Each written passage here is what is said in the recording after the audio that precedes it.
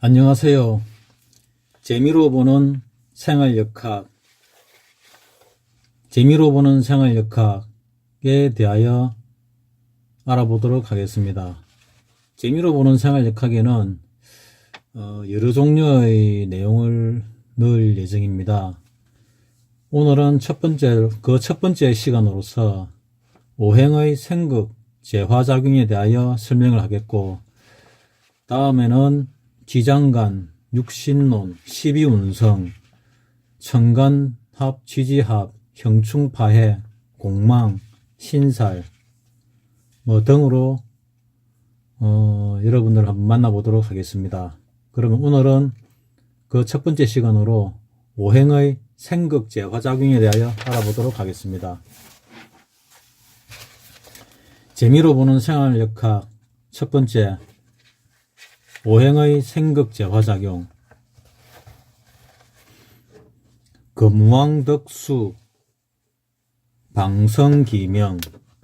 금이 왕하고 화를 얻으면 금을 녹여서 좋은 그릇을 만든다. 여기서 오행의 생극, 재화작용은 용신장론법이라고 봐도 무방합니다. 화왕덕수, 방성상제. 화가 왕하고 수를 만나면 천지 만물을 구제하고, 수왕덕토, 방성지소. 수가 왕하고 토가 있으면 그 물이 범람함을 막고 저수지나 댐을 만들게 되고, 토왕덕목, 방성소통.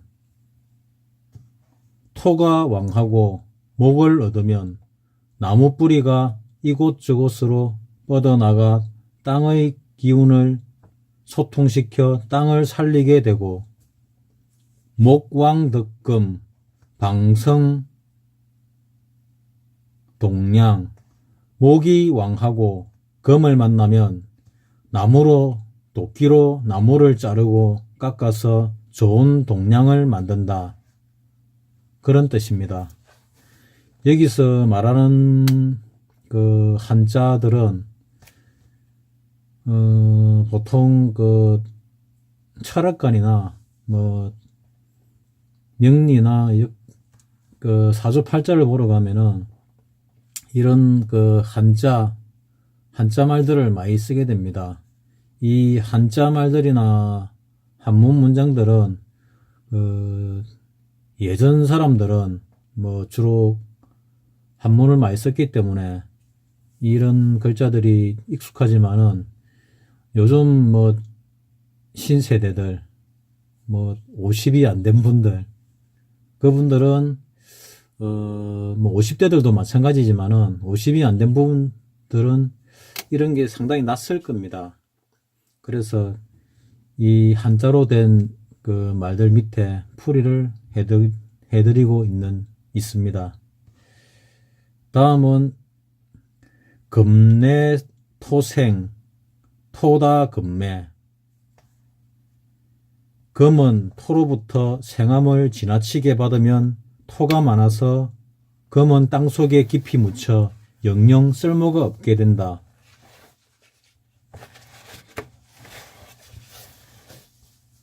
토내 화생, 화다 토초.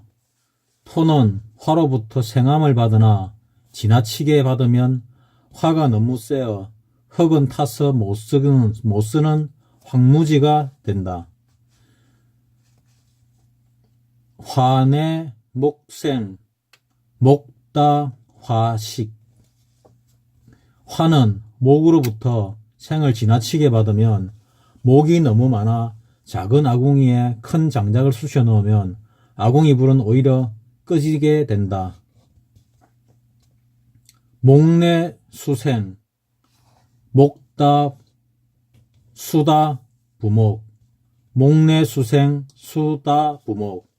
목은 물이 있어야 살지만, 나무는 물이 있어야 살지만 물이 너무 많으면 그 나무는 오히려 뿌리가 뽑히거나 썩어서 물에 떠서 죽게 된다는 뜻입니다.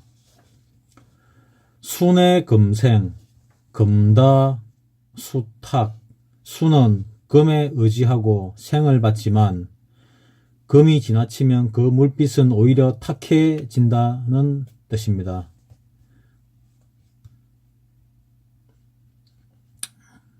다음은 금능생수, 수성금침, 금이 능히 수를 생하나 수가 왕하면 금은 오히려 물에 가라앉아 빛을 잃게 되고 수능생목, 목성, 수축, 수가 능히 목을 생하나 목이 왕하면 수는 목에 빨려 수축되고 수능생화, 화다, 목분, 목이 능히 화를 생하나 화가 왕하면 목은 불타버립니다.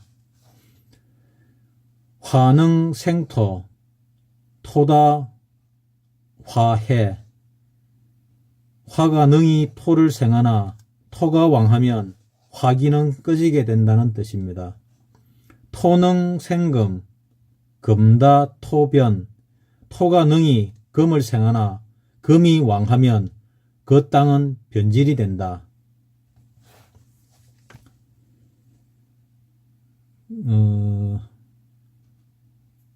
다음은 극함이 지나치면 반대로 해를 입는다.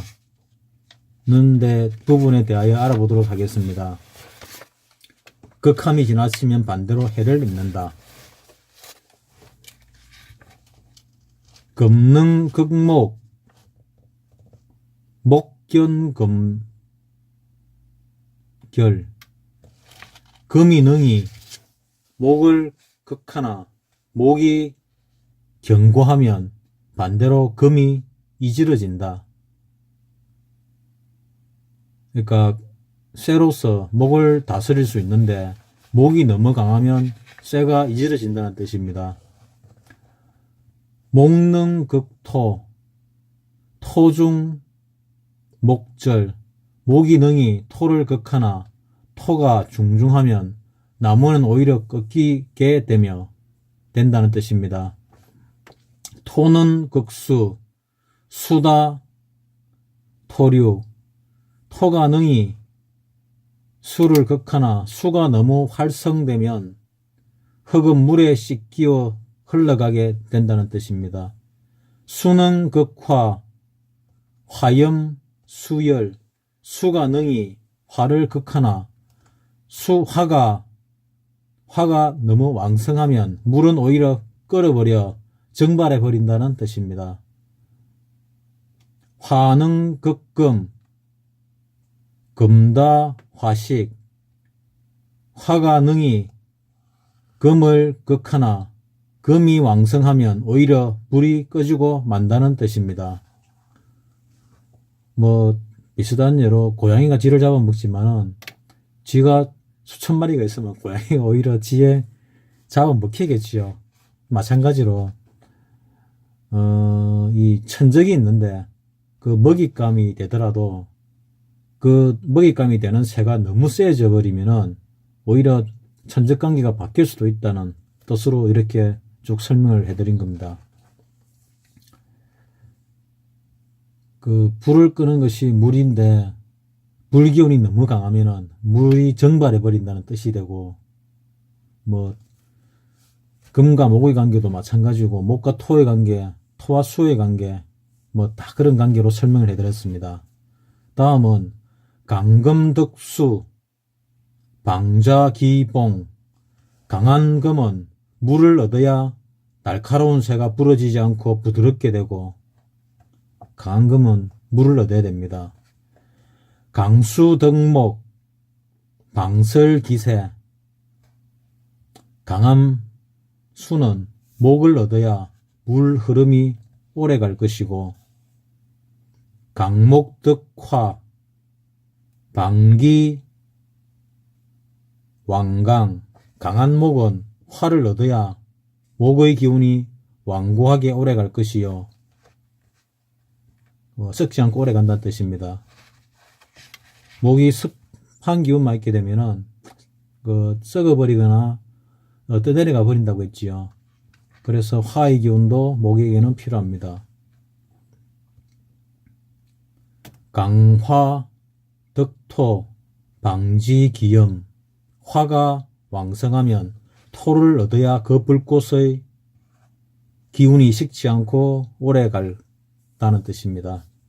강토덕금, 방제기해. 토가 강하면 금을 얻어야 해를 방지하고 오히려 이로운 땅이 된다는 뜻입니다. 다음은 금약, 우화, 필견, 우용, 필경, 소용. 금이 약할 때 화를 만나면 금약, 우화. 금이 약할 때 화를 만나면 필견, 소용. 금은 녹아서 못 쓰게 되고 못 쓰게 된다는 뜻입니다. 화약, 우수, 필견, 식멸. 화가 약할 때 수를 만나면 그 불은 꺼져 멸하게 된다는 뜻입니다. 수약, 봉토, 필이, 어색. 수가 약할 때 흙을 만나면 그 수는 반드시 앙금이 지고 막혀서 죽은 물이 된다는 뜻입니다. 토쇠, 우목, 필조, 경함. 토가 쇠할 때 목을 만나면 토는 반드시 붕괴되고 구덩이가 되어 못쓰게 된다는 뜻입니다. 토약, 봉금, 필위, 상멸. 목이 약할 때 금을 만나면 목은 깎이고 찢겨서 못쓰게 된다, 그런 뜻입니다.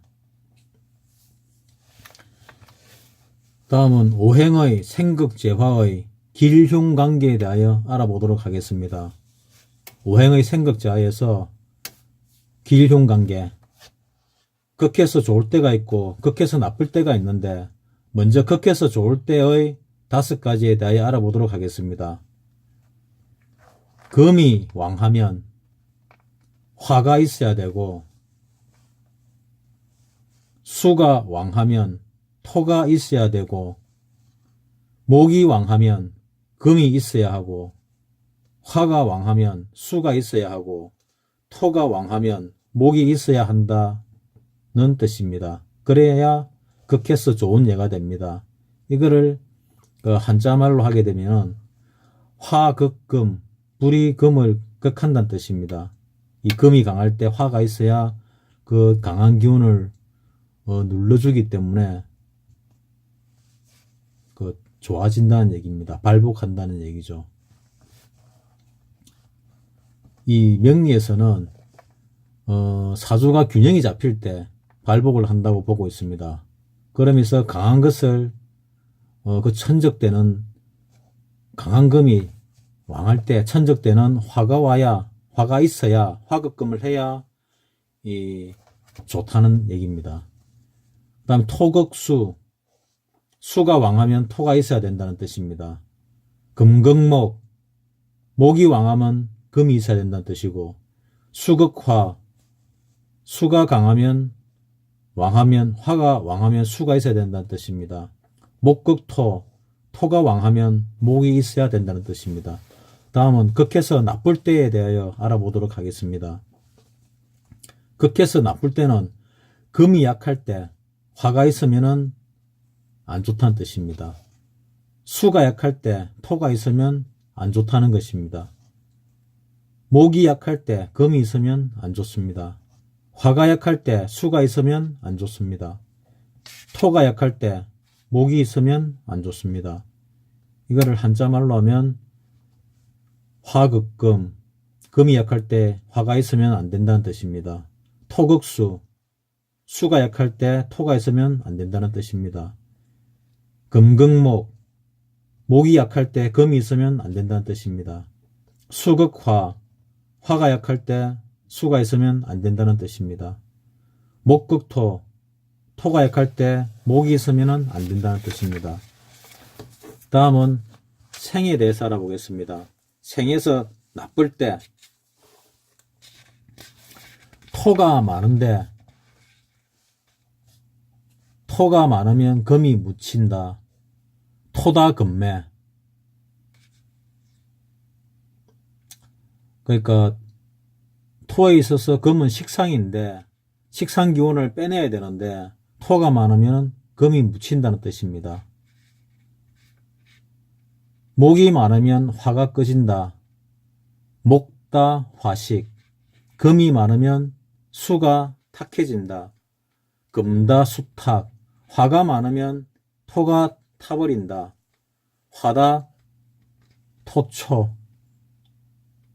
수가 많으면 목이 뜬다. 수다 부목. 이런 경우가 생에서 나쁠 때에 속합니다. 다음 설에서 나쁠 때 강한 기운을 빼내서 그러니까 어떠한 기운을 빼낸다는 뜻이거든요. 설자가 우리 생리작용에서 뭐 설사할 때 이 설자를 씁니다. 설에서 나쁠 때 수가 많으면 금이 가라앉고 수다 금침. 화가 많으면 목이 타버리고 화다 목분. 금이 많으면 토가 변하고 금다 토변. 목이 많으면 수가 줄어들고 목다 수축. 토가 많으면 화가 시든다. 토다 화회. 로서 설에서 나쁠 때에 대하여 알아보았습니다. 다음은 설에서 좋을 때에 대하여 알아보도록 하겠습니다. 설에서 좋을 때 금이 강하면 수가 있어야 하고 금설수 빼낸다는 뜻입니다. 목이 강하면 화가 있어야 하고 목설화. 화가 강하면 토가 있어야 하고 화설토. 토가 강하면 금이 있어야 하며 토설금. 수가 강하면 금이 목이 있어야 한다. 수설목. 이렇게 해서 설에서 좋은 예에 대하여 알아보았습니다. 약한 것이 강한 것을 극하면 반대로 약한 것이 당한다. 자, 그 종류도 5가지 오행에 대하여 알아보도록 하겠습니다. 목이 강하면 금이 일그러지고 수가 강하면 토가 흘러내리고 토가 강하면 목이 부러지며 금이 강하면 화가 꺼지고 화가 강하면 수가 메말라 버린다. 강하고 왕한 것은 극하거나 설해야 하고 약하고 쇠한 것은 생하고 도와줘야 한다. 조해야 된다. 자, 다음은 오행 생극재화의 희기의 예를 들어 보겠습니다. 이것은 상당히 중요한 부분인데 도표로서 되어 있는데 도표는 아니고 표로서 되어 있는데 제가 설명해 드리도록 하겠습니다. 오행은 5가지 종류가 있습니다. 앞서 설명한 바와 같이 목화토금수의 오행이 있고 이 처음에 해당되는 목부에 대해서 강목이 있고 양목이 있습니다. 강목은 금과 토가 토를 좋아합니다. 이때 좋아할 희자를 씁니다. 그 희신이라고 부르기도 합니다. 그리고 목부에 목이 강할 때, 목 오행이 강할 때,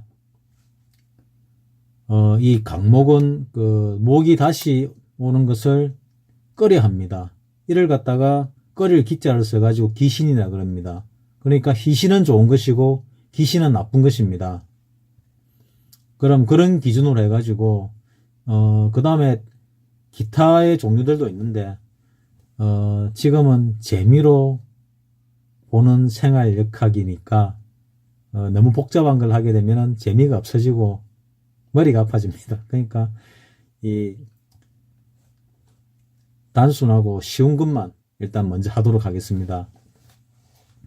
다음은 화부에서 볼 때, 오행이 화부일 때 강화가 되면, 화가 강하면 희신은 수가 되고 기신은 화가 됩니다.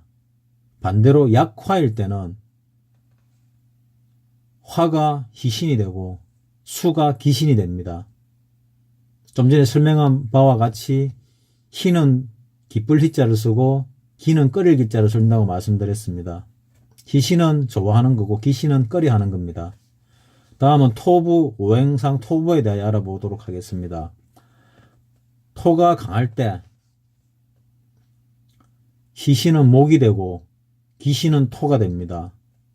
반대로 토가 약할 때 희신은 토가 되고 기신은 목이 됩니다.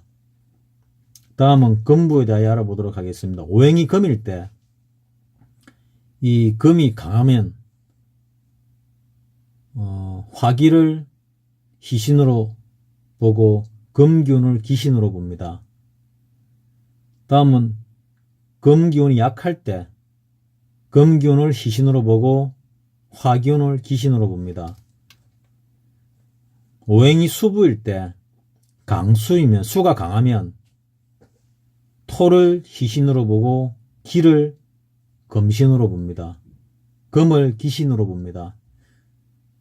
수가 약할 때는 수를 희신으로 보고 토를 기신으로 봅니다. 강하고 많은 것은 그 세를 약화시켜주고 약하고 적은 것은 그 세력을 생조시켜 주어야 한다. 이것이 천고의 진리이다. 그러니까 희신은 용신과 비슷한 의미가 됩니다.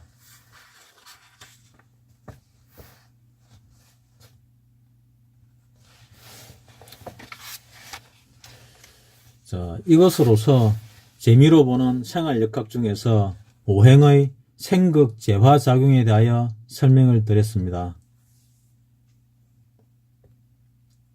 이 글을 보지 않고 이 말로 하는 설명만 가지고 얼마나 알아들으실 수 있는지는 모르겠지만은 그래도 이것은 기본이 되는 그 내용이기 때문에 이 정도 내용을 기억해 두시고 여러 번 반복해서 보셔가지고 알아두시게 되면은